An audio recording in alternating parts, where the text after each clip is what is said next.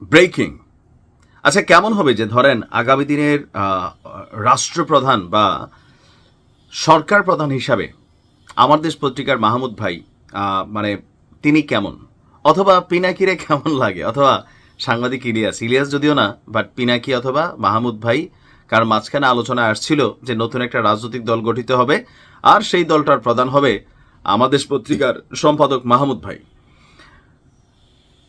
Doctor Yunus তিনি জাতিসংঘে গিয়ে যেই ভাষণ দিয়েছেন সেই ভাষণের পর কিন্তু গাছে আর মাছে ভেজাল লাগা গেছে।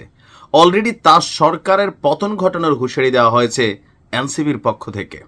আর ইতিমধ্যে সোশ্যাল মিডিয়া কিং সাংবাদিক ইলিয়াস তিনি সরাসরি ডক্টর ইউনুসকে হটানোর জন্য, মানে এই সরকারের পতন করার জন্য জাতিকে আহ্বান জানিয়ে বসেছেন। এখনও ডক্টর ইউনুস বিদেশে আছে। অপরদিকে এনসিপির নেতা নাসিরুদ্দিন পাটোয়ারি কড়া ভাষায় সমালোচনা করে বলেছে যে ডক্টর ইউনুস হোক আর যেই হোক, এই সরকারের পতন হয়ে যাবে যদি তিনি তার বক্তব্য প্রত্যাহার না করেন। অপরদিকে পিনাকি ভট্টাচার্য থেকে শুরু করে সবাই ডক্টর ইউনুসের এই বক্তব্যকে কোট আনকোট অনেক ধরনের কিন্তু পদক্ষেপ নেওয়ার জন্য তারা ইতিমধ্যে মিডিয়া ক্যাম্পেইনিং শুরু করেছেন। কিন্তু বিষয়টা হচ্ছে, আসলে চাইলেই কি এই মুহূর্তে ডক্টর ইউনুসকে হটানো যাবে? না, যাবে না। কেন যাবে না বলি, সাংবাদিক ইলিয়াস এবং পিনাকির বাংলাদেশে জিয়াফত খাওয়ার মতন একটা বড় অংশ তো ওনাদের আছেই, এর পাশাপাশি সাপোর্টিং শ্রেণীও আছে। কিন্তু একটা সরকার পতনের জন্য যেই মানে কি বলা হয় যে জনসমর্থন দরকার, অথবা যে ভাইবটা তৈরি করতে দরকার, সেটা কিন্তু নাই। সুতরাং এই মুহূর্তে তিনি ডাক দিলে, সাংবাদিক ইলিয়াস অথবা পিনাকিরা ডাক দিলে যে ডক্টর ইউনুসের পতন হবে, সেটা কিন্তু আমার মনে হয় না। আর এনসিপির ডাকেও এখন মানুষ রাস্তায় নামবে না, কারণ জামাত এনসিপি এখন একটা ডিভাইডেশনে আছে, বিএনপি টোটালি ডিভাইডেশনে আছে। এনসিপি গণ অধিকার পরিষদের দিকে ধাবিত হচ্ছিল, সেইখান থেকেও কালকে আবার নাসিরুদ্দিন পাটোয়ারি তিনি চাঞ্চল্যকর তথ্য দিয়েছেন যে গণ অধিকার পরিষদ এবং এনসিপি একত্রিত হবে না। তো আসলে তাদের সাথে আছে কারা?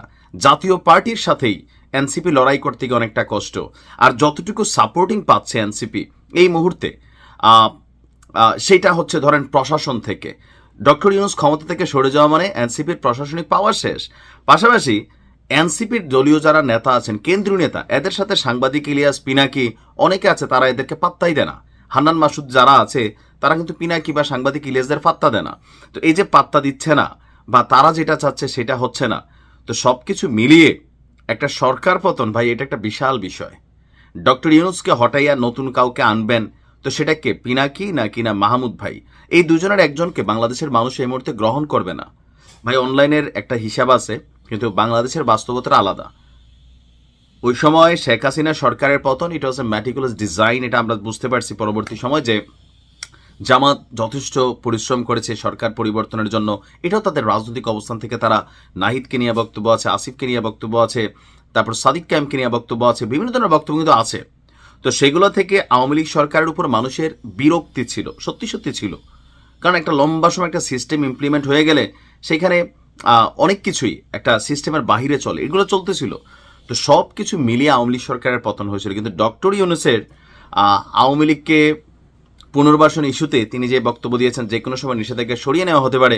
সো সরাই নিলেই আপনি দেখবেন যে একটা বড় অংশ ডক্টর ইউনুসকে সাপোর্ট করা বসছে টেকনিক্যালি। সো ডক্টর ইউনুসকে ওই সাংবাদিক ইলিয়াসের কথায়, অথবা আমার মনে হয় না যে পিনাকিদার কথায় এই মুহূর্তে ওনার চেয়ারটা সরে যাবে। আর রাষ্ট্রের যতটা প্রোটোকল বাহিনী আছে, সবাই কিন্তু ইউনুসকে কম বেশি সাপোর্ট দেওয়া নির্বাচন পর্যন্ত এখানে কোনো রকম অস্থিতিশীল পরিবেশ তৈরি করতে দিবে না। আর যারা এগুলো করতে চাবে তাদের বিরুদ্ধে আইনগত ব্যবস্থায় নিবে। তবে ডক্টর ইউনুসের জন্য এই যে বক্তব্যটা, এটা বুমেরাং হয়েছে। তিনি এখন হয়তো বুঝবেন না, বাট ক্ষমতা থেকে সরার পরে ওনার জন্য অনেক কিছু অপেক্ষা করছে, পারসেপশন বলছে। দেখা যাক কি হয়। ভালো থাকুন।